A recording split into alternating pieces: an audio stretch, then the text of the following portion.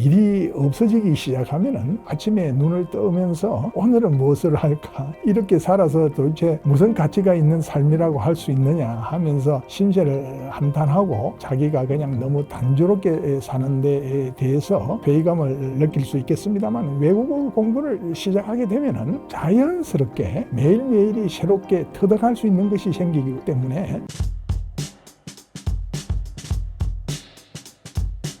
오랫동안 의과대학 교수로 지내다가 2019년에 정년 퇴임을 하고 4년간 4개 국가를 돌아다니면서 4개 국어 어학 연수를 마치고 돌아온 김원곤이라고 합니다. 5개 국어 이상 구사하시는데 외국어 공부의 계기는 무엇인가요? 계기는 사실 뜻밖의 단순했습니다. 제가 나이가 50이 되었을 때, 그때까지 의과대학 교수로 지내면서 사실 일상생활에는 영어만 할 줄 알고 영어만 잘하면은 그것으로 충분히 해결이 될 수 있는 모든 필요 충분한 조건이 되는 상태였습니다. 근데 50이 되었을 때 어느 날 문득 이런 생각이 들었습니다. 되게 나이라는 것이 30, 40, 50, 60 이런 식으로 0이 떨어지는 숫자가 되면 조금 사람이 묘하게 다른 그런 느낌이 들지 않겠습니까? 그래서 저도 50이 됐을 때 이제 나이가 점점 들어가고 있는데 더 늙기 전에 뭔가 조금 새롭게 배울 수 있는 그런 시도를 한번 해보는 것이 좋지 않을까. 그렇게 해서 이런저런 생각을 하다가 역시 가장 보람 있고 가치 있고 미래의 효율성도 있는 외국어 공부를 해야 되겠다. 아까 이야기 드린 대로 영어는 이미 직장 생활을 통해서 평소에 늘 하고 있는 언어니까 영어 이외의 언어 중에서 뭔가를 하나 선택해서 하기 전에 공부를 해야 되겠다. 그렇게 해서 나름대로 여러 생각 끝에 일본어를 배우기로 결정하고 일본어를 시작한 것이 큰 개인적인 장정의 첫 출발점이 되겠습니다. 그렇게 일본어를 시작을 하게 되었습니다만, 사실 일본어를 시작할 때만 해도 더 이상의 계획이 전혀 없었습니다. 그것으로 충분하다고 생각했습니다. 현실적으로 외국어로 무슨 할 수 있는 무슨 미래의 계획을 세운 것도 아니고 저희 생계에도 더욱 아무런 문제가 없는 상태이기 때문에 일본어 하나만 좀 열심히 공부해서 나름대로 보람, 생의 가치를 한번 찾아보자. 이런 정도였습니다만은 일본어를 하다가 조금 익숙이 되자 괜한 또 욕심이 생겼습니다. 일본어와 더불어 이왕이면은 우리 동양, 삼국의 언어, 그러니까 중국어를 포함시켜서 중국어, 한국어, 일본어를 한번 비교하면서 즐겁게 공부할 수 있었으면 얼마나 좋을까. 이렇게 해서 일본어를 공부하고 나서 2년 후에 중국어를 시작했습니다. 그리고 또 우연한 기회가 되어가지고 2006년도에는 그냥 그 당시에 제가 지금도 애주가입니다만은 좋아하던 술, 특히 와인 같은 경우에는 지금은 다양한 국가의 와인이 수입되고 있습니다만 그 당시에는 프랑스 와인이 주가 되던 시절이었습니다. 그런데 프랑스 와인의 상표가 이때까지 가지고 있던 영어의 지식으로 발음조차 제대로 할 수가 없었어요. 그래서 그냥 즐겁게 마시는 와인의 상표도 그 정도만 현지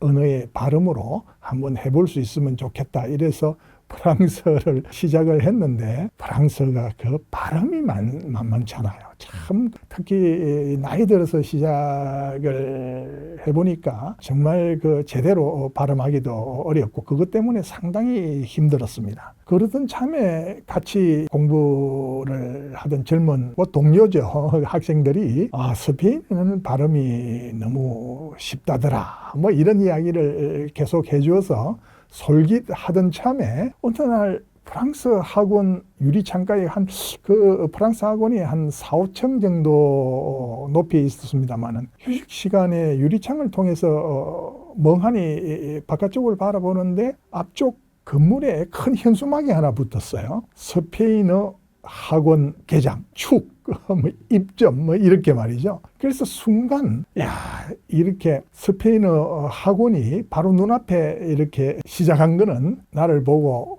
스페인어를 배우려고 하는 일종의 계시구나. 혼자서 마음대로 해석한 거죠. 그렇게 해서 또 스페인어를 시작을 하게 되었습니다. 결과적으로 우리 모국어인 한국어는 뭐 말할 것도 없지만은 그 직업상 계속 유지를 할 수밖에 없었던 영어를 제외하고 일본어, 중국어, 프랑스어, 스페인어 이렇게 해서 공부를 시작했고 또 지금까지 지속이 되면서 흔히 이야기하는 이른바 6개 국어 구사자가 되었습니다. 나이 들어서 외국어 공부를 하면 좋은 점은 어떤 게 있을까요? 나이 들어서 외국어 공부를 하면은 사실 뭐 여러 가지가 좋은 점이 많죠. 우선 뭐 젊은 사람을 포함해서 뭐 나이에 관계없이 일단 외국어를 열심히 공부해서 이해도가 높아지면은 해외 여행을 할 때 큰 도움이 되죠. 요즘 뭐 물론 그 여러 가지 자동 번역 장치, 자동 음성으로 현지 언어를 웬만큼 전달을 할 수 있게 하는 그런 장치들이 있어가지고 그냥 서바이벌 재패니시, 서바이벌 스페니시 뭐 이런 정도 수준의 그냥 현지를 왔다 갔다 할 수 있는 정도는 웬만큼 뭐 기계 장치를 이용해서 할 수 있겠습니다만은 우리가 흔히 이야기하는 아는 만큼 보인다라는 말처럼 현지 언어를 체득하고 이해함으로써 현지에서 원활하게 더 심청 있게 더 깊이 있게 현지 여행을 즐길 수 있는 그런 바탕이 되는 거죠. 그 외에도 외국어 공부를 통해서 인문학적 희열을 느낄 수 있습니다. 요즘 인문학적 지식의 가치가 많이 강조되는 그런 시대 아닙니까? 그런데 언어 공부는 단지 의학뿐만 아니고 그 의학 공부의 과정을 통해 가지고 정말 모든 문화, 역사, 식도락에 이르기까지 온갖 것을 다 취급하고 또 실제로 배우기 때문에 그런 면에서 인문학적 지식의 보고가 되는 그런 장점이 또 있습니다. 또 하나 뭐 큰 장점이라면은 일상생활을 지루하게 만들지를 않습니다. 흔히 나이가 조금 들기 시작하면은 특히 현업에서 은퇴한 사람들의 경우에 특별한 일이 없어지기 시작하면은 아침에 눈을 뜨면서 오늘은 무엇을 할까 이렇게 살아서 도대체 무슨 가치가 있는 삶이라고 할 수 있느냐 하면서 신세를 한탄하고 자기가 그냥 너무 단조롭게 사는 데에 대해서 회의감을 느낄 수 있겠습니다만 외국어 공부를 시작하게 되면은 자연스럽게 매일매일이 새롭게 터득할 수 있는 것이 생기기 때문에 또 발전도 스스로 느낄 수 있고 말이죠.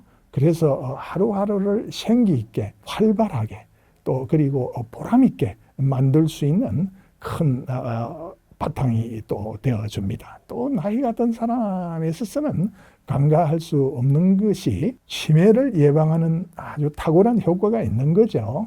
우리가 흔히 시중에서 농담으로 이렇게 이야기하죠. 야, 치매를 방지하려면은 머리를 많이 써야 되는데 그래서 나는 매일같이 고스톱을 친다든지 고스톱을 치더라도 두뇌 활동을 한다는 구실 아래 치매 예방에 도움이 된다고들 하는데 하물며 외국어 공부의 경우에는 그 효과가 굳이 과학적인 복잡한 증빙 데이터를 제시하지 않더라도 누구나 직관적으로 크게 도움이 될 것이라는 것은 쉽게 알 수가 있습니다. 그래서 이런 아주 다양한 혜택, 장점들이 있기 때문에 굳이 모든 나이가 든 사람들이 외국어 공부에 뛰어들 필요는 없겠습니다만은 만약에 우연한 기회에 좋은 기회가 온다면은 여러분들도 말하지 않고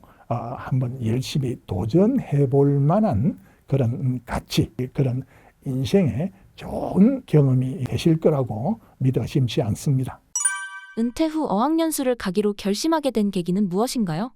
은퇴 후에 의학 연수를 사실 개인적으로 할 구체적인 계획은 전혀 없었습니다. 제가 이제 직업 평생 의대 교수를 지내고 또 직업 자체가 이제 의사이기 때문에 사실 정년 퇴임 후에도 직장의 형식을 조금 바꾸어서 제가 평생 익숙해 왔던 의사로서의 직업상의 좀 연장을 얼마든지 할 수는 있었겠습니다만은 은퇴 무렵에 저희 와이프가 어느 날 저한테 농담처럼 이런 이야기를 당신도 정년퇴임하면은 어학연수 한번 가보세요. 내가 한번 보내드릴게. 이제 그 요인은 사실 우리 시절은 어학연수라는 개념조차도 없었습니다. 뭐 학창 시절이든 어떤 직장 생활 도중에 어학 공부를 하기 위해서 생활의 일정을 잠시 중단하고 외국에 간다는 거는 뭐 시대상으로 뭐 도저히 생각할 수 없는 시절이었습니다만은 그래서 뭐 우리 와이프의 표현에 의하면 우리 시절에는 그런 것도 못했는데 또 사실은 그렇게 이야기하는 배경에는 개인적으로 나이가 아까 이야기 드렸듯이 50이 넘은 나이라고 했습니다만은 그때 시작을 해가지고 뭐 옆에서 보기에도 상당한 노력과 정성을 쏟으면서 공부를 하는 모습을 보고 아주 좋게 생각한 거죠. 뭐 저렇게 열심히 하는데 뭔가 좀 옆에서 내조를 해줄 수 없을까. 그래서 이제 어학연수를 한번 할 수 있는 기회를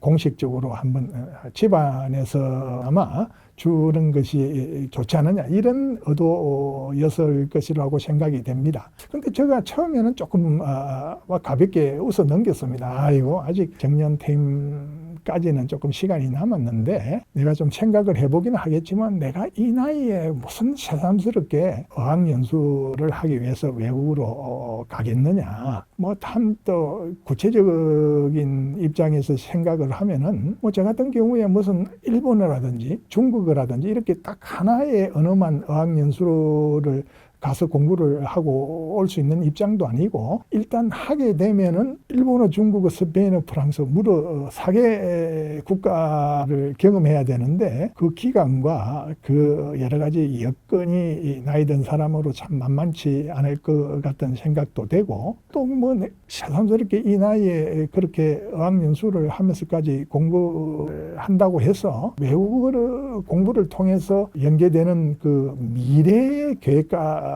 뭐 뚜렷한 계획이 없고 말이죠. 그래서 생각을 하다가 결정적으로 떠나겠다. 이렇게 결심을 하게 된 계기는 이런 생각의 바탕이었습니다. 물론 요즘은 이제 바둑을 두는 사람이 상당히 많이 줄었습니다만은 우리 시절에는 뭐 특별히 할 일이 없는 사람들 같은 경우에는 바둑 장기 같은 오락을 많이 즐겼습니다. 요즘처럼 뭐 전자게임 이런 게 아예 뭐 전혀 없을 때였으니까 말이죠. 그래서 바둑에 관련된 여러 가지 표현, 격언 뭐 이런 거를 아는 사람이 많습니다.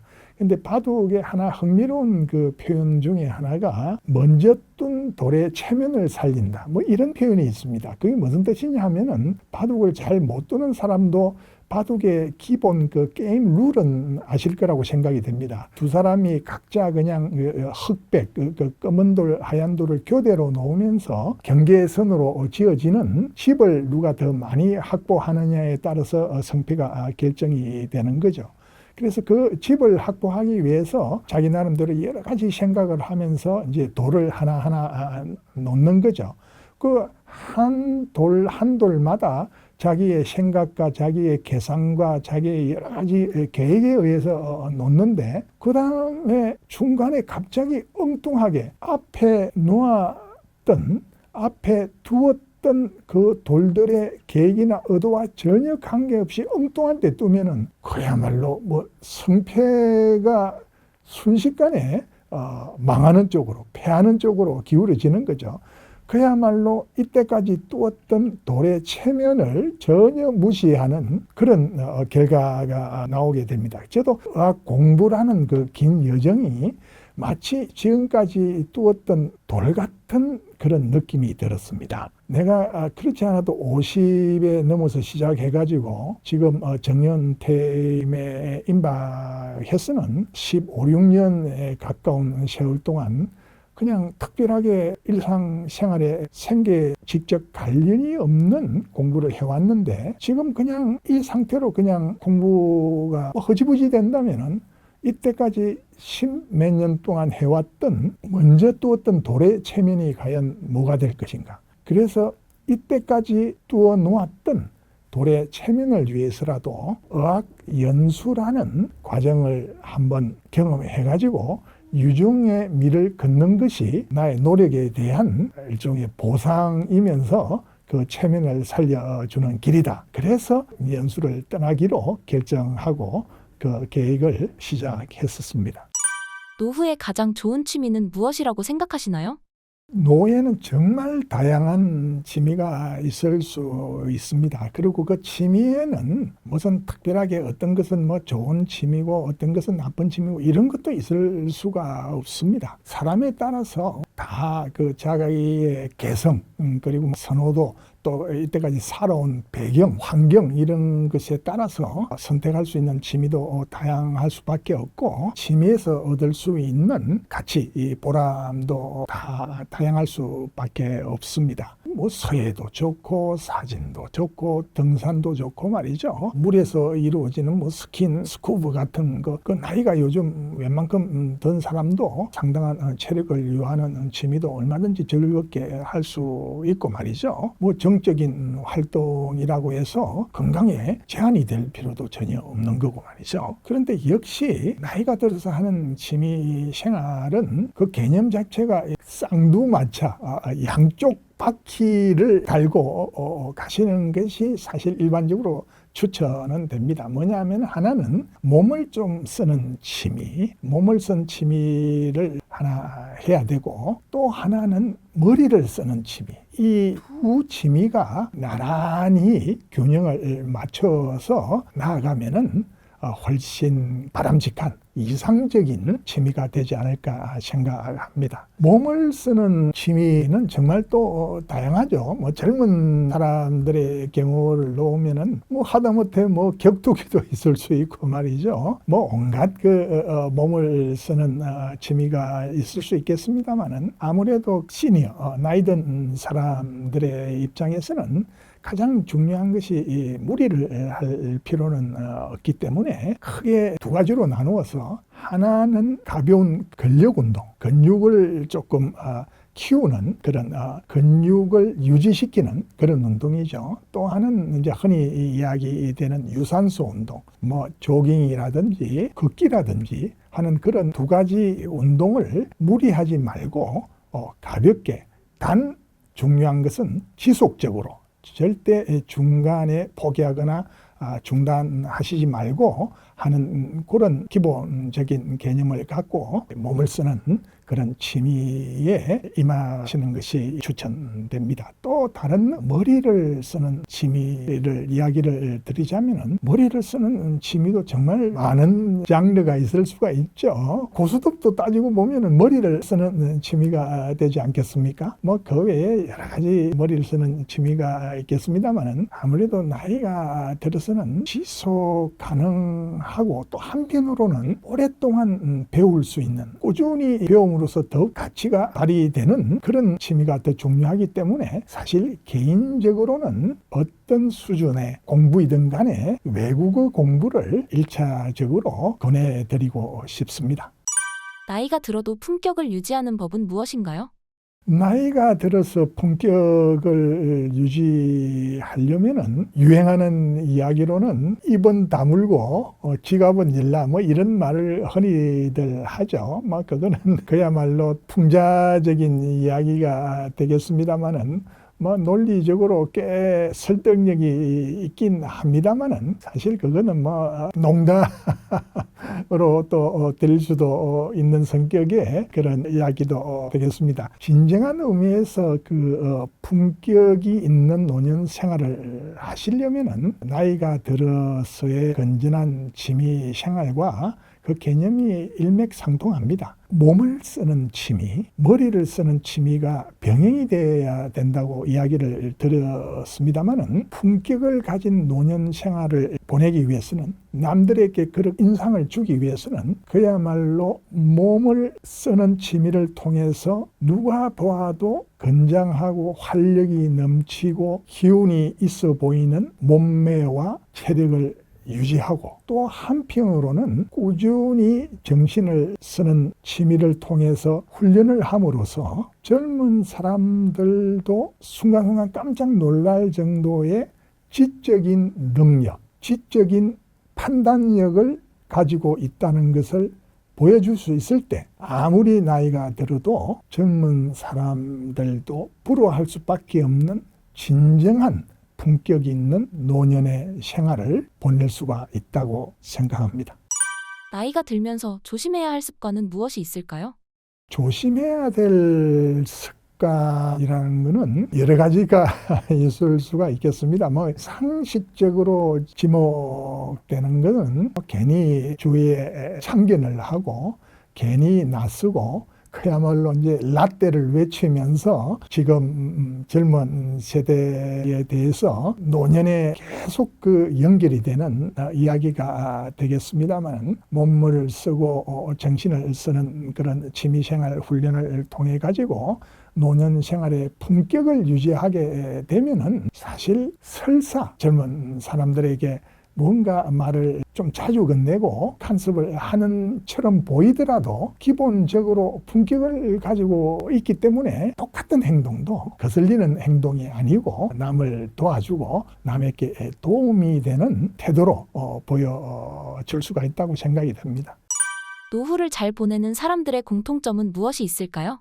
노후를 잘 보내는 사람들의 공통점은 제가 노후를 잘 보내는 사람들을 학문적으로 직업적으로 다 조사를 해본 것은 전혀 아닙니다만 주위에서 보면은 일단 매일매일 새로운 도전을 통해 가지고 새로운 자극을 얻으려고 하는 사람들이 보람 있게 세상을 살아가는 것 같습니다. 그러기 위해서는 그 새로운 자극이라는 게 무슨 많은 돈이 필요하거나 강력한 그 경제적 뒷받침이 되어야만 할 수 있다 이런 게 전혀 아닙니다. 간단하고 그렇게 어렵지 않은 그런 공부, 어떤 취미생활 이런 것을 도전함으로써 그런 취미생활의 도전은 매일매일 발전을 할 수가 있고 그 발전을 통해서 자기 생애의 보람을 얻을 수 있기 때문에 그 사람의 눈빛이 벌써 달라집니다. 그리고 매일 일어나면서 자 오늘도 또 조금이라도 배울 수 있겠구나. 오늘도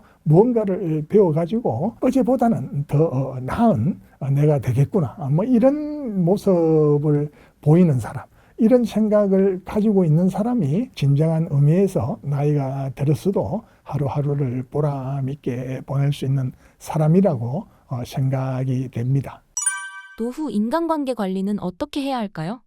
나이가 들수록 인간관계라는 게 변화가 있을 수밖에 없죠. 젊었을 때는 자기가 하고 있는 직장의 문제 때문에 상당히 자기가 원하든 원하지 않든 간에 폭넓은 인간관계를 가질 수밖에 없습니다. 근데 이제 생계에 관련된 직업에 관련된 직장과 관련된 생활과 관련된 그런 인간관계는 나이가 들면서 자연스럽게 축소될 수밖에 없고 그럴수록 좁아진 인간관계 내에서 농밀하게 지금까지 다져왔던 인간관계를 조금 농축시키는 그런 기본적인 사고가 필요하다고 생각이 됩니다. 나이가 들면 들수록 가족관계가 가장 중요합니다. 젊은 시절에는 자기의 생활이 바쁘고 만날 수 있는 친구들 또 사교를 억지로라도 해야 되는 직장에 관련된 사람들 워낙 많기 때문에 소홀히 할 수도 있겠습니다만은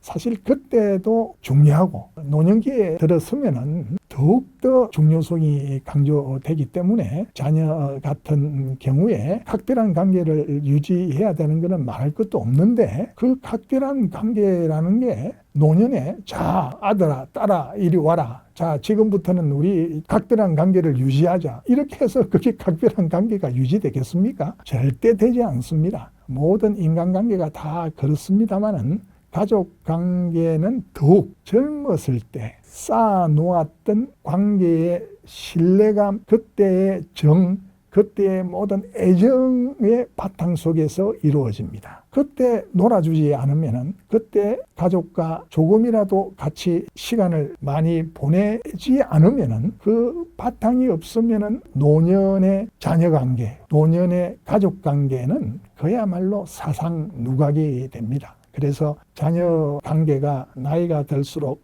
노년이 될수록 중요하다는 것은 너무 상식적인 이야기가 되겠습니다만은, 그러기 위해서는 어느 날 나는 노년이 되었다, 자 아들아 딸아 지금부터 우리 화목하게 지내자, 이렇게 생각하시지 마시고, 그때를 위해서라도 지금 단 1분이라도, 단 10분이라도 어떻게 해서든 시간을 내서 같이 시간을 보낼 시간을 만들어 보겠다, 이렇게 생각하시는 것이 자녀 관계의 알파요 오메가라고 생각합니다.